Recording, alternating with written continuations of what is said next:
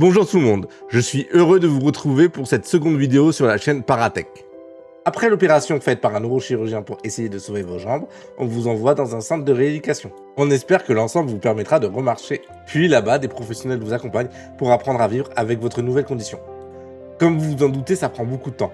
Moi, ça a duré 11 mois. Pendant cette période, j'ai eu beaucoup de temps libre. Ça m'a permis de faire deux choses. De la musculation 10 à 15 heures par semaine, et de l'informatique dès que j'avais un moment de libre. Faire autant de sport m'a permis d'acquérir une nouvelle musculature au niveau des bras. Ils sont beaucoup plus sollicités quand on est paraplégique. Ils sont devenus mes nouvelles jambes. L'informatique m'a aussi permis de protéger mon mental en ayant une occupation, de ne pas perdre de niveau et de progresser. Ces deux activités m'ont beaucoup aidé à affronter cette période pas facile. Après 11 mois de rééducation, je suis rentré chez moi. Ma vie a de nouveau changé. Dans le monde extérieur, rien n'est fait pour les PMR. J'ai donc commencé à initier des démarches et des projets pour continuer à acquérir de l'autonomie et avoir une vie normale sans limitation. Pour atteindre cet objectif, la patience est une vertu obligatoire. Tout se passe lentement et tout peut être ralenti à cause de complications ou reloues. J'ai donc eu énormément de temps à investir. J'ai donc décidé de progresser en informatique. Comment ai-je pu me challenger pour me permettre d'évoluer ? Choisir un but. Le premier domaine sur lequel je me suis penché et qui me fait énormément rêver depuis énormément de temps est la cybersécurité. Cybersécurité. Avec le développement de l'informatique, sa protection est devenue un enjeu financier et stratégique très important. Devenir un expert dans ce domaine signifie pouvoir réaliser des missions à haute valeur ajoutée où ma paraplégie n'aura aucun impact. Pour y exceller, il faut maîtriser beaucoup de domaines issus de l'informatique, comme la programmation, les systèmes et les réseaux. Pour monter en puissance, je comptais lire les livres reconnus comme des indispensables pour maîtriser ce domaine. Mettre en pratique ce que j'apprends, soit par des projets personnels, soit par des laboratoires mis à disposition en ligne. Préparer des certifications reconnues comme un gage de qualité et de maîtrise. Du fait de sa complexité, j'ai estimé que cette montée en compétences allait me prendre 2 ans. Pour réussir sur des gros projets, il faut mieux faire des petits pas avec des feedbacks réguliers que tout faire en une seule fois où le risque d'abandon est énorme. J'ai donc choisi la possibilité d'étudier un domaine moins vaste comme celui des systèmes et réseaux. Systèmes et réseaux. Je trouve toutes les technologies liées au cloud, à la containerisation et à l'orchestration super intéressantes. De plus, être un développeur maîtrisant ces technologies me permettrait d'être autonome sur le déploiement et l'hébergement de mes technologies. Pour monter en compétences, je comptais lire des livres, héberger les applications créées pendant mon hospitalisation, soit dans des VM, soit dans des conteneurs, ou soit dans un cluster Kubernetes. Je comptais aussi utiliser ces applications pour les héberger dans des cloud providers et développer mes compétences en IAC avec Terraform. Passer des certifications.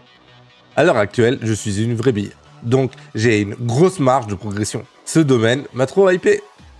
J'ai aussi réfléchi à l'opportunité de monter en puissance sur un domaine qui, à l'heure actuelle, domine mon industrie, l'IA. L'IA.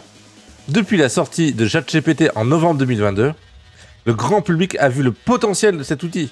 Notre industrie a décidé de se focaliser majoritairement sur ce domaine, dans la perspective de créer des produits révolutionnaires. Pour moi, à l'heure actuelle, monter en puissance dans l'IA peut signifier deux choses. Utiliser des outils ou des API fonctionnant grâce à l'IA. Par exemple, vous faites une application pour des avocats dont une des features permet de stocker des textes juridiques de plusieurs centaines de pages. Pour faire gagner du temps à votre utilisateur, votre logiciel appelle une API fournie par ChatGPT. Elle résume les textes et l'application stocke uniquement les résultats. Votre utilisateur peut consulter le texte dont il a besoin en lisant uniquement son résumé. Vous n'avez pas à développer votre propre LLM, vous devez juste appeler ChatGPT. Créer son propre LLM. Vous décidez de créer votre propre intelligence artificielle.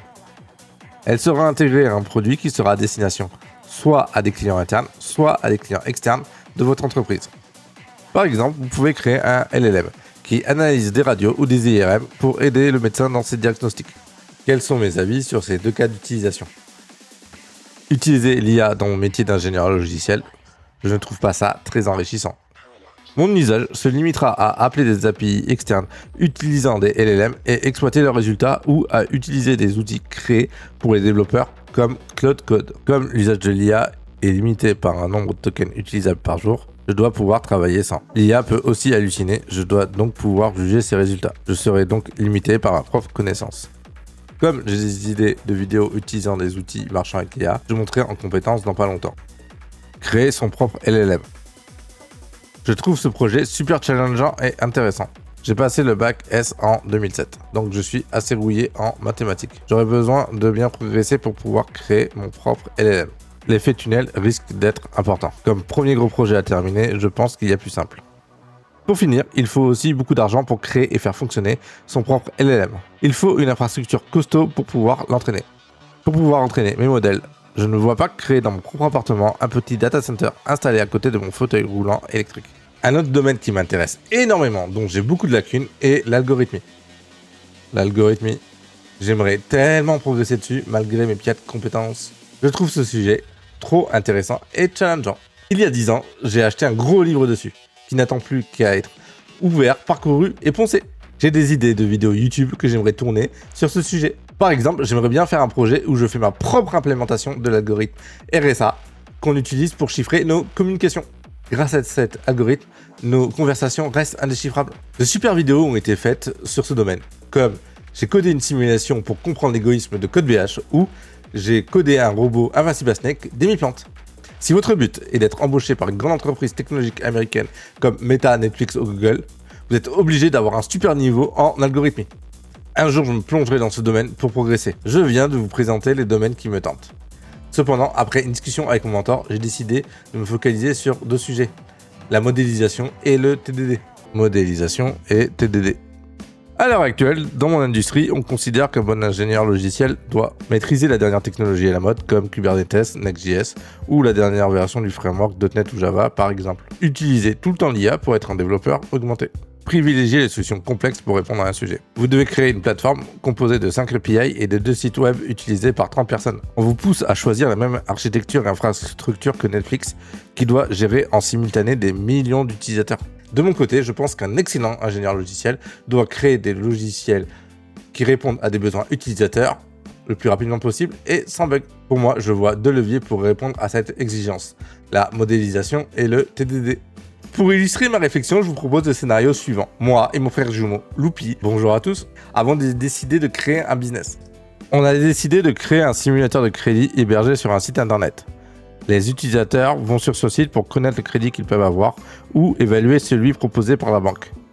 Après avoir simulé le crédit avec leurs paramètres, on leur propose des offres avec les meilleurs crédits fournis par nos partenaires. On se rémunère grâce à l'affiliation. Dans notre projet, on a comme feature un formulaire où les gens notent les informations pour leur crédit souhaité, un bouton simulé où le site va calculer leur crédit, une page où on affichera les informations du crédit, comme le coût de leur mensualité, les intérêts à payer au total et le déroulement de leur remboursement mois par mois. Loupi, mon frère jumeau, aura le rôle POPM ou chef de projet pour les néophytes. Comme je suis moderne et je suis les tendances, je propose de livrer ce projet en features et je pousse l'utilisation de l'IA en finançant une licence Cloud Code. À la fin, si tout fonctionne bien, on aura un SaaS fonctionnel qui nous rendra financièrement indépendants. Cependant, on se rendra très vite compte que la réalité n'est pas rose. Pour contrôler les régressions, mon jumeau et moi réaliserons des tests manuels. Ils seront de plus en plus longs avec les allers-retours laborieux que cela implique. Le code sera de plus en plus complexe. Les features mettront de plus en plus de temps à être développées. Le risque de régression augmentera fortement avec le temps. Comme nous faisons des tests manuels, certains bugs échapperont à notre vigilance et apparaîtront en production. L'image de notre produit en prendra un coup et nos utilisateurs décideront de le bouder.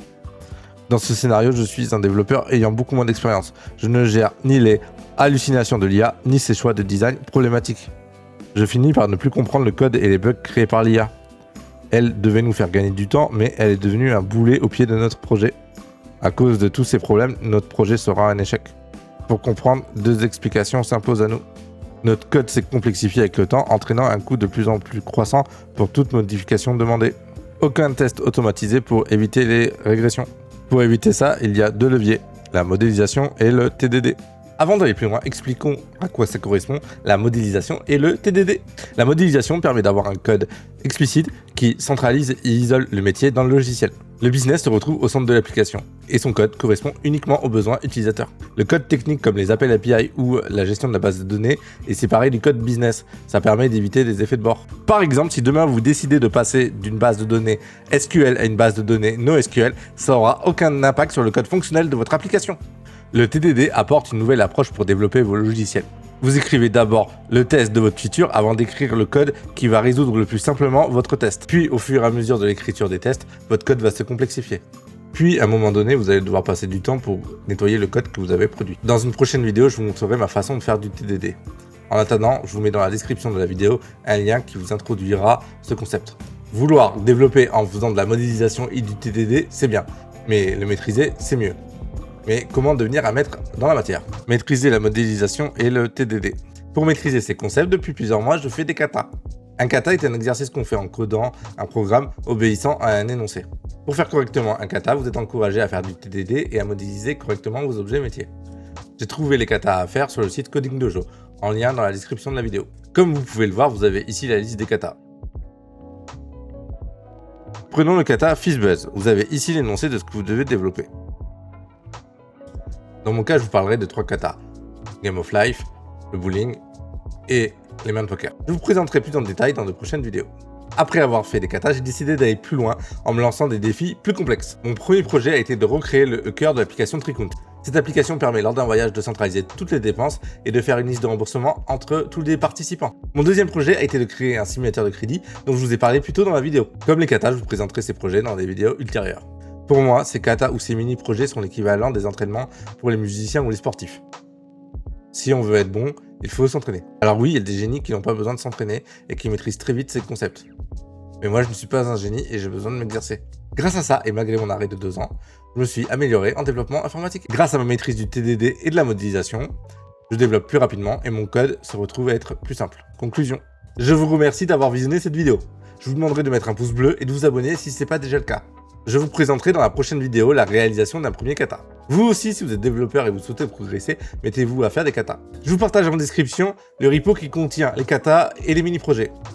Je vous dis à bientôt.